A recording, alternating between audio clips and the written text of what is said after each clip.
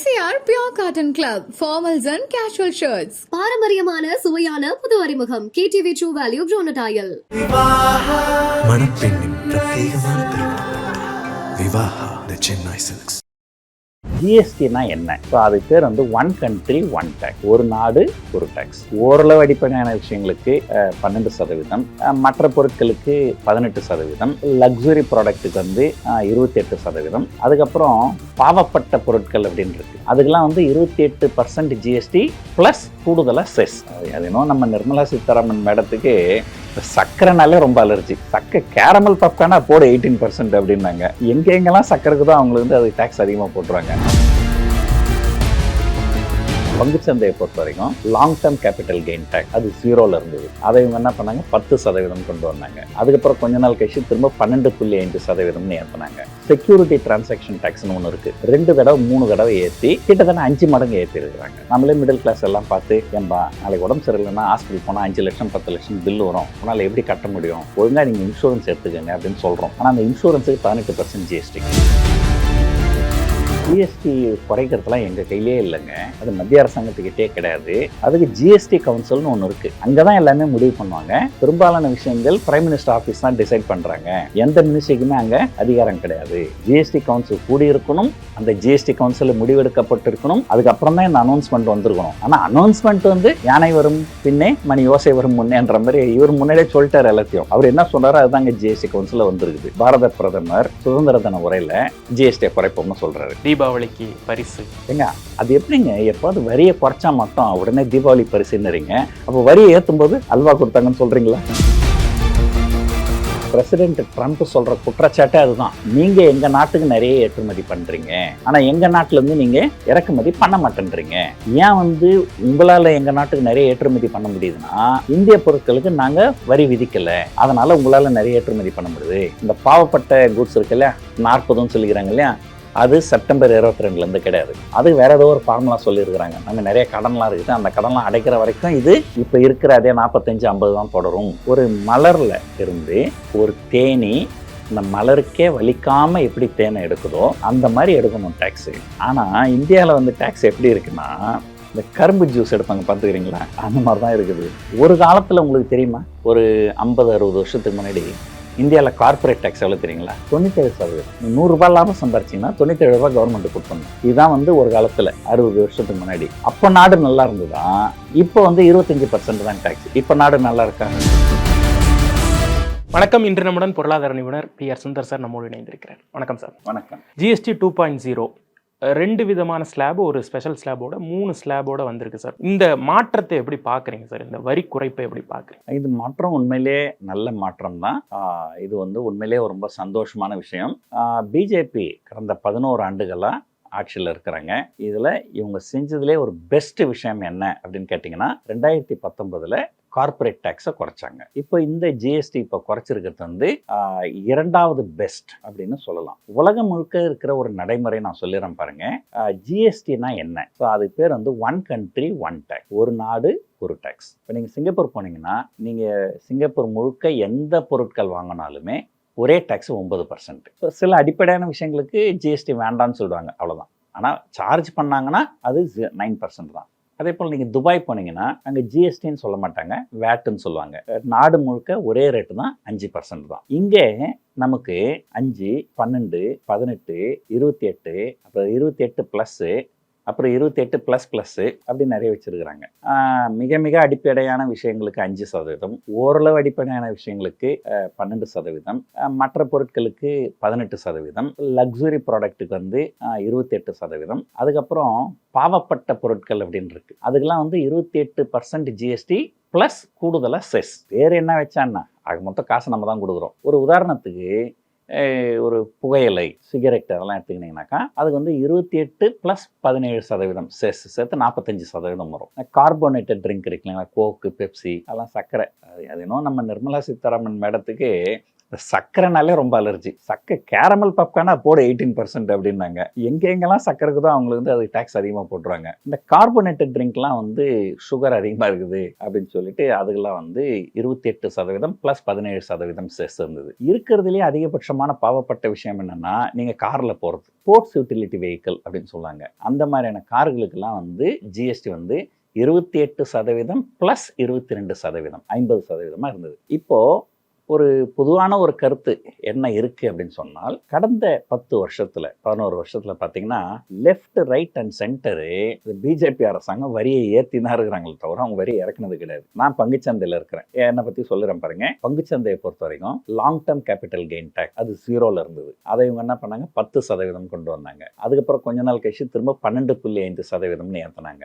அதே போல short term capital gain tax 10% இருந்தது. அதை என்ன பண்ணாங்க, 15% மாற்றினாங்க. திரும்ப அது வந்து 20% மாற்றினாங்க. செக்யூரிட்டி டிரான்சாக்ஷன் டேக்ஸ்னு ஒன்று இருக்குது, அதுக்கு ஆப்ஷன்ஸ் ட்ரேடிங்னு சொல்லுவாங்க. அது செக்யூரிட்டி டிரான்சாக்ஷன் டேக்ஸ் 2 தடவை 3 தடவை ஏற்றி கிட்டத்தட்ட 5 மடங்கு ஏற்றி இருக்கிறாங்க. அதுக்கப்புறம் நீங்கள் ஏதோ ஒரு பங்குகளை வாங்கினீங்கன்னா அந்த நிறுவனங்கள் லாபம் சம்பாதிச்சு அதில் உங்களுக்கு ஒரு லாப ஈவுத்தொகை டிவிடெண்ட்னு சொல்லுவாங்க, அது கொடுத்தாங்கன்னா அதுக்கு நீங்கள் டேக்ஸ் கட்ட வேண்டாம் முன்னாடி. இப்போ அதுக்கும் நீங்கள் டேக்ஸ் கட்டணும். இப்படி லெஃப்ட் ரைட் அண்ட் சென்டர் எல்லாத்துலேயுமே வந்து வரிகளை ஏற்றிக்கினே இருந்தவங்க திடீர்னு வந்து இப்போது ஜிஎஸ்டியை குறைச்சிருக்கிறாங்க. இது வந்து ஒன்று. ரெண்டாவது, கொஞ்ச நாளைக்கு முன்னாடி நிறைய பேர் நம்ம மெடிக்கல் இன்சூரன்ஸ் எடுக்கிறோம், நம்ம ஏதாவது உடம்பு சரியில்லைன்னா ஹாஸ்பிட்டல் போனால் காசு கண்ணாபின்னு செலவாகும், அதுக்குன்னா ஒரு பாதுகாப்பாக இருக்கட்டும்னு ஒரு இன்சூரன்ஸ் எடுக்கிறோம். நம்மளே மிடில் கிளாஸ் எல்லாம் பார்த்து, ஏன்பா நாளைக்கு உடம்பு சரியில்லைன்னா ஹாஸ்பிட்டல் போனால் 5 லட்சம் 10 லட்சம் பில் வரும், உன்னால் எப்படி கட்ட முடியும், ஒழுங்காக நீங்கள் இன்சூரன்ஸ் எடுத்துக்கங்க அப்படின்னு சொல்கிறோம். ஆனால் அந்த இன்சூரன்ஸுக்கு 18% ஜிஎஸ்டி. அதை பற்றி கேட்டப்போ என்ன சொன்னாங்க மத்திய அரசாங்கத்தில், ஜிஎஸ்டி குறைக்கிறதுலாம் எங்கள் கையிலே இல்லைங்க, அது மத்திய அரசாங்கத்துக்கிட்டே கிடையாது, அதுக்கு ஜிஎஸ்டி கவுன்சில்னு ஒன்று இருக்குது, அங்கே தான் எல்லாமே முடிவு பண்ணுவாங்க. அங்கே வந்து பிஜேபி மட்டும் கிடையாதுங்க, எதிர்கட்சியை சேர்ந்த மாநில நிதி அமைச்சர்களும் அதில் மெம்பராக இருப்பாங்க. அவங்க எல்லாரும் ஒன்றா சேர்ந்து முடிவு எடுக்க வேண்டிய விஷயங்க, நாங்கள் அதில் தலையிட முடியாது அப்படின்னு சொன்னாங்க. ஆனால் இப்போ என்ன ஆச்சு, திடீர்னு ஆகஸ்ட் மாதம் 15ஆம் தேதி பாரத பிரதமர் சுதந்திர தின உரையில் ஜிஎஸ்டியை குறைப்போம்னு சொல்கிறாரு. தீபாவளிக்கு பரிசு. தீபாவளிக்கு பரிசு, அது நம்ம அப்புறம் பேசுவோம். தீபாவளி பரிசு பற்றி நம்ம அப்புறம் பேசுவோம். இது என்னன்னா, இப்போ எங்க ஜிஎஸ்டி கவுன்சில் கூடுச்சு, ஸோ இப்போ இங்கே வந்து பிரைம் மினிஸ்டர் தான் அனௌன்ஸ் பண்ணியிருக்கிறாரு. ஸோ அதனால எதிர்கட்சிகள் வைக்கிற குற்றச்சாட்டு என்னன்னா, இங்கே பெரும்பாலான விஷயங்கள் பிரைம் மினிஸ்டர் ஆஃபீஸ் தான் டிசைட் பண்ணுறாங்க, எந்த மினிஸ்ட்ரிக்குமே அங்கே அதிகாரம் கிடையாது. ஜிஎஸ்டி கவுன்சில் கூடியிருக்கணும், அந்த ஜிஎஸ்டி கவுன்சில் முடிவெடுக்கப்பட்டிருக்கணும், அதுக்கப்புறம் தான் இந்த அனௌன்ஸ்மெண்ட் வந்திருக்கணும். ஆனால் அனௌன்ஸ்மெண்ட் வந்து யானை வரும் பின்னே மணி யோசை வரும் முன்னேன்ற மாதிரி இவர் முன்னாடியே சொல்லிட்டார் எல்லாத்தையும். அவர் என்ன சொன்னாரோ அதுதாங்க ஜிஎஸ்டி கவுன்சில் வந்திருக்குது. இது ஒன்று. இன்னொன்று நீங்கள் சொன்னீங்க தீபாவளி பரிசு அப்படின்னு சொல்லிட்டு, ஏங்க அது எப்படிங்க, எப்போது வரியை குறைச்சா மட்டும் உடனே தீபாவளி பரிசுன்னுறீங்க, அப்போ வரியை ஏற்றும் போது அல்வா கொடுத்தாங்கன்னு சொல்கிறீங்களா? என்னைக்காவது எல்லா மீடியாவும் நான் கேட்குறேன், எப்போ வரியை குறைச்சா மட்டும் உடனே என்ன பண்ணுறீங்க, தீபாவளி பரிசு தீபாவளி பரிசு. சரி ஓகே, வரியை குறைக்கும் போது தீபாவளி பரிசு, அப்போ தீபாவளிக்கு முன்னாடி எத்தனை தடவை வரியை ஏற்றிருக்கிறீங்க, அப்போ அதுக்கு பேர் என்ன? அது நாட்டுக்காக நீங்கள் செஞ்சுதான் ஆகணுங்கிற மாதிரியான அதான் அது இப்போ ஸ்டேட்மெண்ட் இருக்கு. அப்போ இது நாட்டுக்காக செய்ய வேண்டியதுல. ஸோ கேள்வி என்னன்னா, எப்போல்லாம் வரியை குறைக்கிறாங்களோ அப்போல்லாம் பரிசுன்னுவாங்க, எப்போல்லாம் வரியை ஏற்றும் போது ஒன்றும் பேச மாட்டாங்க. அது நம்மளாம் நினச்சி வேண்டியது தான் இவங்க நமக்கு அல்வா கொடுக்குறாங்கன்னு சொல்லிட்டு. ரெண்டாவது வந்து எப்போல்லாம் வரியை குறைக்கிறாங்களோ பொருளாதார சீர்திருத்தம், இது ஜிஎஸ்டி சீர்திருத்தம் அப்படின்வாங்க. எப்போல்லாம் ஏற்றுறாங்களோ அப்போ என்ன சொல்லணும், அதையும் ஜிஎஸ்டி வரி ஏற்றம்னு தானே சொல்லி ஆகணும். வரி இறக்குறீங்க அதுக்கு ஆப்போசிட் வரி ஏற்றுறது. இப்போ அங்கே இறக்கும் போது என்ன சொல்றீங்க, பொருளாதார சீர்திருத்தம். அப்போ வரி ஏற்றும் போது என்ன சொல்லணும், பொருளாதார சீர்கேடு அப்படின்னு சொல்லணும். சொல்லுவீங்களா? சொல்ல மாட்டாங்க. ஸோ இதெல்லாம் வந்து அரசியல். ஸோ இப்போ கேள்வி என்னன்னா, எதிர்கட்சிகள் எந்த குற்றச்சாட்டு வச்சாலும் இவங்க எந்த காரணத்துக்காக, எதிர்கட்சிகள்லாம் சொல்றது என்னன்னா, இது வந்து அமெரிக்க அதிபர் அவருடைய ப்ரெஷர்னால தான் இவங்க வந்து குறைச்சிருக்கிறாங்க அப்படின்லாம் சொல்றாங்க. பட் யார் எது சொன்னாலும் இவங்க மனமு வந்து செஞ்சாங்களா இல்லை யாருடைய ப்ரெஷருக்கோ அடிபணிஞ்சு செஞ்சாங்களா அப்படின்றது நமக்கு தேவையில்லை. குறைஞ்சிருக்குது, நமக்கு சந்தோஷம். அமெரிக்கா நம் நாடின் மீது ஒரு வரி போரை வந்து நிகழ்த்திட்டு இருக்க இந்த நேரத்தில் இந்த வரி அப்படிங்கிறது வந்து இந்த கன்சம்ஷன்ஸை அதிகப்படுத்தும், நுகர்வை வந்து அதிகப்படுத்துறது மூலமா உள்நாட்டு சந்தை வந்து இன்னும் செழிக்கும். நம்ம வந்து பெரிய அளவில் அமெரிக்க இறக்குமதிகளை வந்து நம்பி இல்லாம நம்மளே நம்மளுடைய சஸ்டைனபிள் ஒரு பொருளாதாரத்தை உயர்த்துறதுக்கான முதல் படிங்கிறது உண்மையா சார்? முதல்ல என்ன சொன்னீங்க, அமெரிக்க பொருள்களை சாராமல் இறக்குமதி பண்ணாமல்னா நம்ம எந்த காலத்தில் அமெரிக்காலேருந்து இறக்குமதி பண்ணோம், நம்ம எதையும் அவங்க இறக்குமதி பண்ணது கிடையாது. இந்த கோக்கு, பெப்சி, பீஸா அதெல்லாம் விட்டுருங்க. நார்மலாக வந்து ஒரு மோட்டர் பைக்கு ஹார்லி டேவிட்சன் வந்தாங்க, பயங்கர ஃபெயிலியர், இழுத்து மூடிட்டு போயிட்டாங்க, மற்ற பைக்கு கூட போட்டி போட முடியல. கார் எடுத்துக்கோங்க, ஃபோர்டுன்னு ஒரு கம்பெனி வந்தது, எவ்வளோ கஷ்டப்பட்டாங்க, ஒன்றும் முடியல, இழுத்து மூடிட்டு போயிட்டாங்க. நாம் வந்து அமெரிக்க பொருட்களை சார்ந்து நம்ம இல்லை. பிரசிடென்ட் ட்ரம்ப் சொல்கிற குற்றச்சாட்டே அதுதான். நீங்கள் எங்கள் நாட்டுக்கு நிறைய ஏற்றுமதி பண்ணுறீங்க, ஆனால் எங்கள் நாட்டிலேருந்து நீங்கள் இறக்குமதி பண்ண மாட்டேன்றீங்க.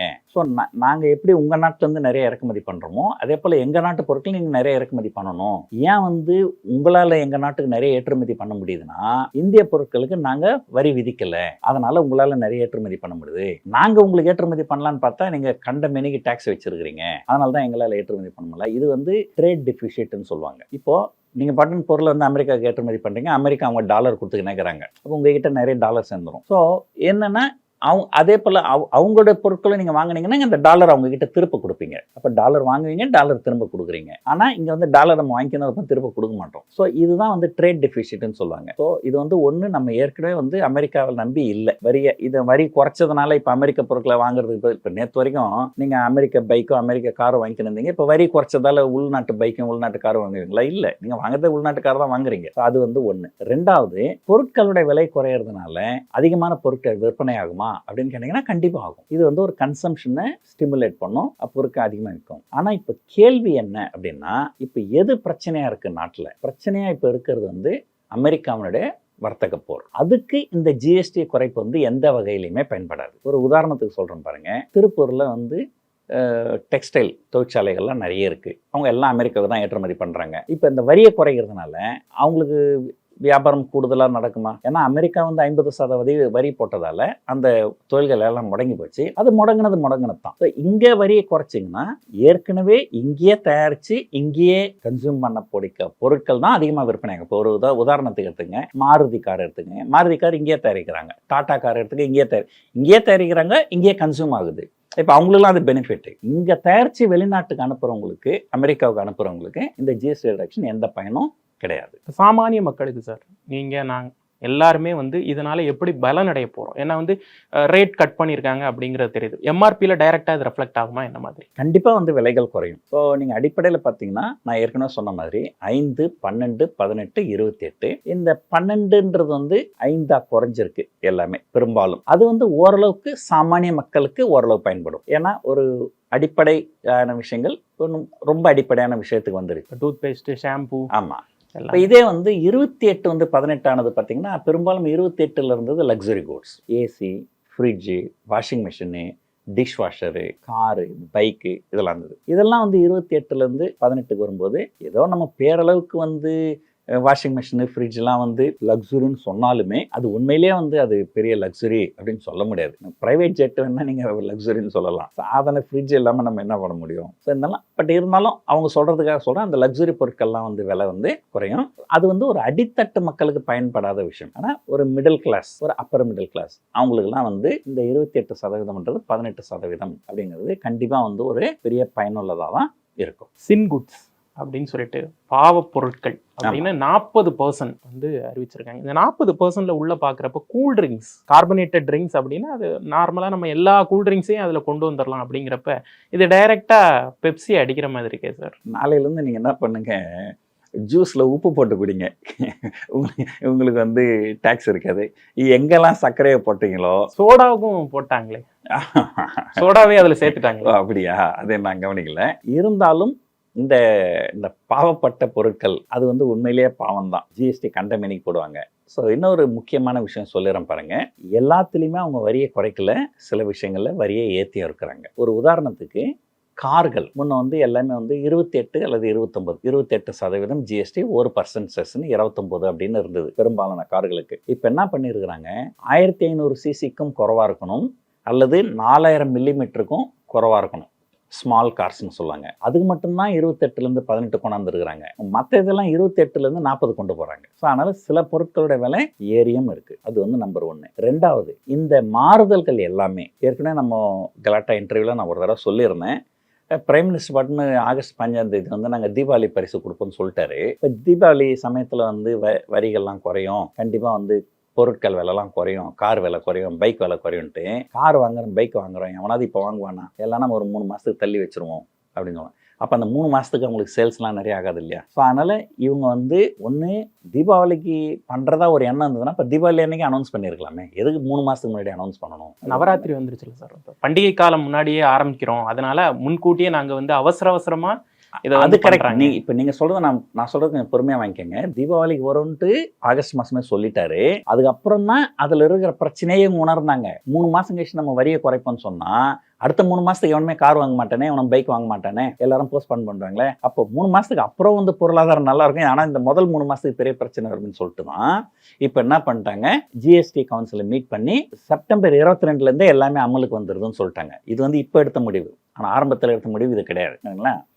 ஸோ இந்த முடிவு வந்து இப்போ சீக்கிரம் எடுத்துட்டாங்க. ஆனால் இந்த செப்டம்பர் 22ஆம் தேதியிலிருந்து வருகின்ற இந்த புதிய அமல் இது வந்து இந்த 18லேருந்து 5 வந்து 28லேருந்து 18 வந்ததும் 12லேருந்து 5 அது மட்டும்தான் இம்ப்ளிமெண்ட் ஆகும். இந்த பாவப்பட்ட குட்ஸ் இருக்கு இல்லையா, 40ன்னு சொல்லிக்கிறாங்க இல்லையா, அது செப்டம்பர் 22லேருந்து கிடையாது. அது வேற ஏதோ ஒரு ஃபார்முலா சொல்லியிருக்கிறாங்க. நம்ம நிறைய கடன்லாம் இருக்குது, அந்த கடன்லாம் அடைக்கிற வரைக்கும் இது இப்போ இருக்கிற அதே 45-50 தான் தொடரும். அதெல்லாம் முடிஞ்சதுக்கப்புறம் எதிர்காலத்தில் தான் அதை வந்து 40 குறைப்போம்னு சொல்லியிருக்காங்க. ஸோ அதுக்கு தான் சொல்ல பாவப்பட்ட பொருட்கள் உண்மையிலேயே பாவமான பொருட்கள் தான். அப்ப இந்த சிகரெட்டு, லிக்கர் அதனுடைய விலையெல்லாம் அப்படியே தான், அப்படியே நடப்புல என்ன இருக்கோ அதே நடப்புல தான். என்ன இருக்கோ அதுதான் இருக்கும். எதிர்காலத்தில் அது எப்போன்னு சொல்லலை, அவங்க வேற ஏதோ சொல்லியிருக்கிறாங்க. நிறைய கடன்லாம் இருக்குது, அந்த கடன்லாம் அடைகிற வரைக்கும் இதை தொடர்ந்து இருக்கும், அதுக்கப்புறம் தான் இது குறையும். ஸோ அது வந்து அது ஒன்று இருக்குது.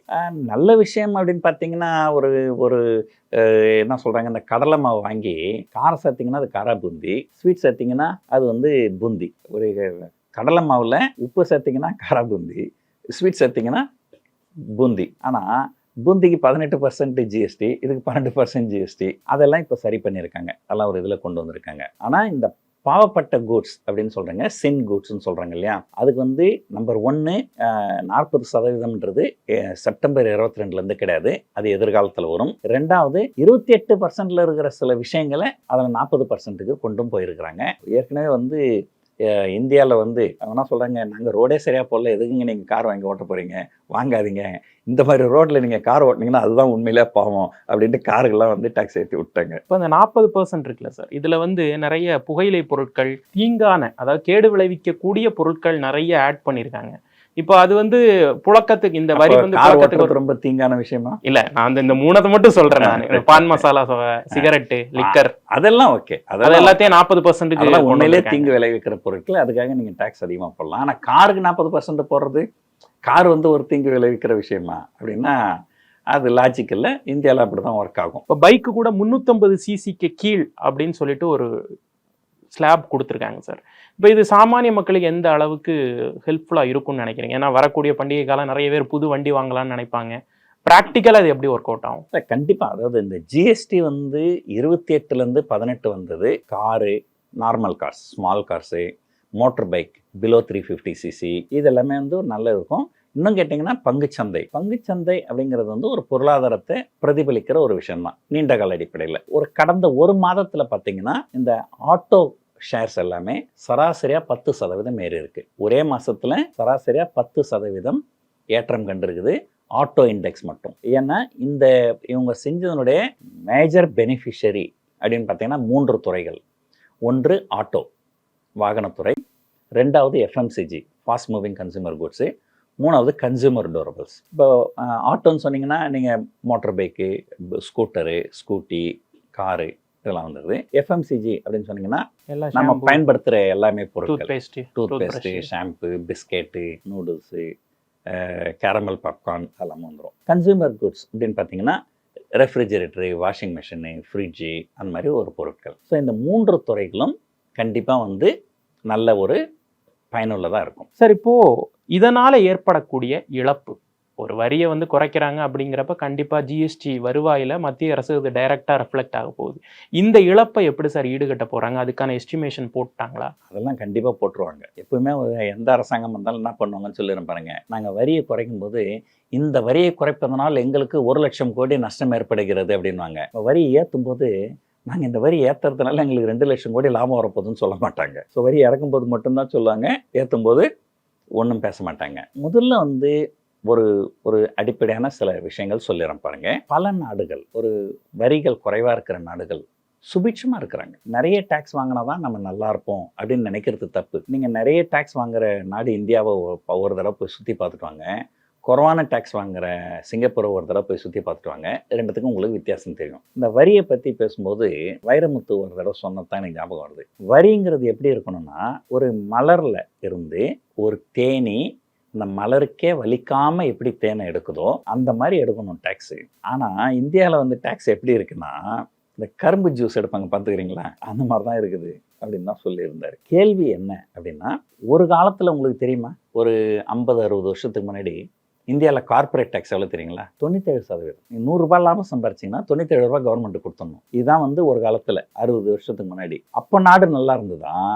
இப்போ வந்து 25% தான் டேக்ஸ். இப்போ நாடு நல்லா இருக்கா? என்ன பாயிண்ட்னா, நீங்கள் வந்து வரியே வந்து 28லேருந்து 18 குறைச்சாக்கா, ஒருவேளை நாளையிலேருந்து உங்களுக்கு 18,000 கோடி வர்றது அப்படியே 28,000 கோடி வருமானம் அப்படியே 18,000 கோடி வரும்னா அப்படி கிடையாது. ஏன்னா பொருட்களுடைய வரி குறைவாக இருக்கும்போது அதிகமான பொருட்கள் விற்பனை ஆகும். அது ஈடு கட்டிரும்னு நினைக்கிறீங்க? அது வந்து கண்டிப்பாக ஈடு கட்டும். அதுக்கு பிறகு இன்னொரு வாதம் என்ன அப்படின்னா, புதிதாக அன்ஆர்கனைஸ்டா பிஸ்னஸ் பண்ணிட்டு இருக்கவங்க இந்த கம்மியான வரினால நிறைய பேர் ஜிஎஸ்டிக்குள்ள வருவாங்க அப்படிங்கிற ஒரு ஃபோர்காஸ்ட் வைக்கிறாங்களே சார். இப்படிலாம் ஒன்றும் இல்லைங்க. ஆல்ரெடி காய்கறி விற்கிறவனுக்கெல்லாம் ஜிஎஸ்டி நோட்டீஸ் வருதுங்க. ஜிஎஸ்டி நோட்டீஸ் வந்து எல்லாருக்கும் கும்பமேளாலாம் வந்து சமோசா வித்தவருக்கெல்லாம் ஜிஎஸ்டி நோட்டீஸ் அடிச்சு விட்டாங்க. இது இன்னும் வந்து, அதாவது வந்து ஒரு இந்த கேட்குற கேள்வினால நான் இன்னொன்று வந்து ஒரு விளக்கமான பதில் சொல்கிறேன் பாருங்கள். இப்போ நீங்கள் வந்து சிங்கப்பூரில் இருக்கிறீங்க. நீங்கள் சிங்கப்பூரில் போயிட்டு சார் பிளாக் மணி இருக்குது அப்படின்னு சொல்லுங்கள். அந்த சிங்கப்பூரில் இருக்கிறவங்க சார் பிளாக் ஆகுதுன்னா சார் கருப்பாக இருக்குமா அப்படின்னு கேட்பாங்க. இந்த பிளாக் மணி அப்படிங்கிற ஒரு கான்செப்டே பல நாடுகளில் கிடையாது. ஏன்னு சொன்னால், நீங்கள் வந்து ஏதோ ஒரு நிறுவனம் நடத்துகிறீங்க, அல்லது நீங்கள் தனிநபராக கூட இருங்க, ஏதோ ஒரு பிஸ்னஸ் பண்ணுறீங்க. அந்த ஒரு வருஷம் கழிச்சு ஒரு டேக்ஸ் பே பண்ணணும். அது வந்து ரொம்ப நாமினலாக இருக்கும். அந்த நாமினல்னால் ஒரு அவங்க சொல்லுவாங்க 18%, 20% சொன்னாலும் அதில் இந்த ட்ரிபேட்டு அது இதெல்லாம் போக இஃபெக்டிவாக நீங்கள் வந்து ஒரு நல்ல ஒரு 4 கோடி ரூபாய் 5 கோடி ரூபாய் ப்ராஃபிட் பண்ணிங்கன்னா உங்களுடைய டேக்ஸ் வந்து ஒரு 8%, 10% அந்த அளவு தான் இருக்கும், ஜாஸ்தி இருக்காது. சரி, இப்போது ஒரு 5 கோடி ரூபாய் ப்ராஃபிட் பண்ணிட்டீங்க, ஒரு மேபி ஒரு 10% டேக்ஸ் கட்ட வேண்டியிருக்குன்னு வச்சுப்போமே. நீங்கள் டேக்ஸ் கட்டாமல் ஏமாற்றிடலாம், கரெக்டுங்களா? டேக்ஸ் கட்டாமல் ஏமாற்றிடலாம். ஆனால் நீங்கள் டேக்ஸ் கட்டாமல் ஏமாற்றிட்டிங்கன்னா உங்களுடைய வருமானம் எவ்வளோ? அரசாங்கத்தை பொறுத்த வரைக்கும் 0. நீங்கள் அந்த 5 கோடி கையில் வச்சுருக்கலாம், அவ்வளோதான். உங்களால் வேறு ஒன்றும் பண்ண முடியாது. ஆனால் அதே ஒரு 10% டேக்ஸை கட்டிட்டிங்கன்னா, நான் பாருங்கள் என்னுடைய வருமானம் 5 கோடி, எனக்கு வந்து கார் லோன் கொடுங்க, எனக்கு வீட்டு லோன் கொடுங்க, எனக்கு பிஸ்னஸ் லோன் கொடுங்கன்னா எல்லா பேங்க்கும் விரும்பி நிறைய கொடுப்பாங்க. ஒரு ட்ரஸ்ட் ஃபேக்டர் டெவலப் ஆகும். ஆமாம். இப்போ என்னென்னா, ஒரு சிங்கப்பூரில் போய் நீங்கள் ஒரு வீடு வாங்கினீங்கன்னா வட்டி விகிதங்கள் எவ்வளோ இருக்கும்னு நினைக்கிறீங்க? ஒரு 2.5% வட்டிக்கு உங்களுக்கு காசு கிடைக்கும். இப்போது நீங்கள் 10% டேக்ஸை கட்டிட்டு 2.5% வட்டிக்கு நீங்கள் நிறைய லோனை வாங்கி பெரிய வீடாக வாங்குறது புதுசால்தனமா, இல்லை அந்த பணத்தை அப்படியே வச்சுக்கிறது புதுசால்தனமா? இதுதான் நான் சூஸ் பண்ண முடியும். ஆமாம். அந்த பணத்தை நீங்கள் வச்சுருந்தாலும் நாளைக்கு திடீர்னு இப்போ ஒரு வீடு வாங்கணும்னா அந்த வீடுக்கு கையில் காசு இருக்காது, கணக்கு காமிக்க முடியாது. ஆனால் இந்தியாவில் எடுங்க, நீங்கள் வந்து இந்தியாவில் ஒரு கொடுமையான விஷயம் சொல்கிறேன் பாருங்க. உங்களுக்கு கடந்த 3 ஆண்டு காலம் இன்கம் டேக்ஸ் ரிட்டர்ன் இல்லாமல் உங்களால் ஒரு வீடு வாங்க முடியாது இந்தியாவில். ஆனால் உங்களால் கார் வாங்க முடியும். மெர்சிடிஸ் பென்ஸ் கார் வேணால் கூட உங்களால் வாங்க முடியும். உங்களுக்கு இன்கம் டாக்குமெண்ட்டே தேவையில்லை. ஆனால் நீங்கள் வீடு வாங்கணும்னா கண்டிப்பாக உங்களுக்கு இது என்ன லாஜிக் இது? ஸோ எதுக்காக இதை சொல்ல வரேன்னா, பல நாடுகளில் வந்து கருப்பு பணம் அப்படிங்கிற கான்செப்டே கிடையாது. அது காரணம் என்னென்னா, நாமினலாக டேக்ஸ் இருக்கிறதுனால எல்லாரும் பே பண்ணிவிடுவாங்க. அந்த டேக்ஸை நீங்கள் கொஞ்சம் பே பண்ணிட்டீங்கன்னா அதனால் உங்களுக்கு கிடைக்கக்கூடிய பெனிஃபிட் வந்து நிறைய இருக்கும். இப்போ இந்தியாவில் பாருங்கள், 5 கோடி ரூபாய்க்கு மேலே உங்களுக்கு வருமானம் வந்ததுனால் உங்களுக்கு 42% டேக்ஸ். ஸோ எனக்கு ஒரு 10 கோடி ரூபாய் வருதுன்னு வச்சுங்களேன். 10 கோடி ரூபாய் வந்ததுன்னா 4 கோடி 20 லட்சம் நான் கவர்மெண்ட்டு கொடுத்துடணும். சரி கொடுப்போம், ஏன்னா நம்ம அரசாங்கத்துக்கு தானே கொடுக்குறோம் அப்படின்ட்டு. அது எப்போ அந்த சந்தோஷமாக கொடுப்போன்னா, ஒரு நல்ல ரோடு போட்டிருந்தாங்க, நல்ல தண்ணி இருக்குது, நல்ல காற்று இருக்குது, சரிங்களா, ஒரு நல்ல மெடிக்கல் ஃபெசிலிட்டி இருக்குது, ஏதாவது இருக்கணும். ஸோ இப்போ இங்கே எதுவுமே இல்லாமல் ஆனால் டேக்ஸ் மட்டும் அதிகமாக இருக்குது. ஸோ இதுதான் இப்போ நீங்கள் ஒரு சிங்கப்பூர்ன்ற சொல்கிறேன்னா, சிங்கப்பூரில் ஒரு உதாரணத்தை எடுத்துங்க. சிங்கப்பூரில் ஏதாவது ஒரு கவர்மெண்ட் ஹாஸ்பிட்டலுக்கு போங்க, அது உள்ள பேஷண்ட்லாம் இருக்கிற இடத்துக்கு போகாமல் வெறும் வெளியே ரிசப்ஷனில் மட்டும் இருந்தீங்கன்னா ஒரு 5 ஸ்டார் ஹோட்டலுக்கும் அதுக்கும் உங்களுக்கு எந்த வித்தியாசமும் தெரியாது. அந்த அளவுக்கு வந்து தனியார் ஹாஸ்பிட்டலுக்கு இணையாக அரசாங்க ஆஸ்பத்திரிகள் வந்து அவ்வளோ அருமையாக மெயின்டைன் பண்ணுவாங்க. ஸோ வரி வாங்குறாங்க, ஆனால் அந்த வரியை வந்து சரியான வகையில் எல்லா மக்களுக்கும் பயன்படுற மாதிரி. நான் வந்து கிட்டத்தட்ட ஒரு 12 வருஷம் சிங்கப்பூரில் இருந்தேங்க. அந்த 12 வருஷம் சிங்கப்பூரில் இருந்தப்போ நான் வீட்டில் கரண்ட் யூஸ் பண்ணல, ஒரே ஒரு செகண்ட் கூட கரண்ட் நின்னது கிடையாது. 12 வருஷத்தில் ஒரே ஒரு செகண்ட் கூட கரண்ட் நின்னது கிடையாது. ஒரே ஒரு செகண்ட் கூட தண்ணி சப்ளை நின்னது கிடையாது. ஸோ இந்த தண்ணிலாம் வந்து இப்போ இந்த நம்ம ஊர்ல இந்த கேனில் வாட்டர் வாங்குறோம்ல, அதெல்லாம் அங்கே கிடையாது. வீட்டில் குழாயில் அந்த தண்ணியை திறந்து அந்த தண்ணி தான் எல்லாரும் குடிப்பாங்க. அதுவே ட்ரிங்கிங் வாட்டர் தான். அதே ட்ரிங்கிங் வாட்டர் தான். அந்த சிங்கப்பூரில் வந்து கேன் வாட்டர் பிஸ்னஸ் கிடையாது, கொசு வலை பிஸ்னஸ் கிடையாது, ஆனால் ஒரு கொசு இருக்காது. ஸோ எதுக்காக சொல்ல வரேன்னா, நம்ம ஊரில் வந்து டேக்ஸும் அதிகமாக போய் அந்த டேக்ஸுக்கு உண்டான ஒரு அடிப்படை விஷயங்கள் கூட ஒரு சின்ன உதாரணம் சொல்கிறேன் பாருங்கள். நீங்கள் ஒரு கார் வாங்கினீங்கன்னா ஒரு 2 கோடி ரூபான்னு வச்சுப்போம். அந்த காரு ஒரு லக்ஸுரி காரு. அந்த 2 கோடி ரூபாய் காரில் கிட்டத்தட்ட 1 கோடி ரூபாய் கவர்மெண்ட்டுக்கு டேக்ஸாக போகுது. அதுக்கப்புறம் ஒரு 40 லட்சம் ரோட் டேக்ஸுக்கு போகுது. நீங்கள் ஒரு ஒட்டு மொத்தமாக உங்களுக்கு வந்து ஒரு கார் வந்து ஆன் ரோடு உங்களுக்கு ஒரு 3 கோடி ரூபாய் வருதுன்னா அதில் 2 கோடி ரூபாய் டேக்ஸ் தான் போகுது. ஆனால் அந்த 3 கோடி ரூபாய் காரை ஓட்டுறதுக்கு ரோடு ஒழுங்காக இருக்காங்க, அது கிடையாது. ஸோ இதெல்லாம் வந்து அரசாங்கம் வந்து நிறைய பண்ண வேண்டியது இருக்குது. ஸோ கண்டிப்பாக வந்து நம்ம சொல்ல வர விஷயம் என்னென்னா, வரிகள் குறைவாக இருக்கும்போது பயன்பாடுகள் அதிகமாக இருக்கும். அதனால் அவங்களுக்கு கிடைக்கக்கூடிய வரி வருமானம் அதிகமாக இருக்கும். ஸோ 28லேருந்து 18 குறைச்சிட்டாங்கன்னா அப்படியே வந்து 28%, 10% வரி அவங்களுக்கு குறைவாக கிடைக்கும்னு கிடையாது. கண்டிப்பாக கன்சம்ஷன் அதிகமாகும். அதனால் அவங்களுக்கு நிறைய இது இருக்கும். இன்னும் கொஞ்சம் ரோடெல்லாம் கொஞ்சம் ஒழுங்காக போட்டாங்கன்னா இன்னுமே நிறைய பேர் கார் வாங்குவாங்க, அவங்களுக்கு இன்னுமே டேக்ஸ் நிறைய கிடைக்கும். MCR Pure Cotton Club, formals and casual shirts. பாரம்பரியமான சுவையான புது அறிமுகம் KTV True Value Bronatile. மணப்பெண்ணின் பிரத்யேகமான திருமணம் விவாஹா தி சென்னை சில்க்ஸ்.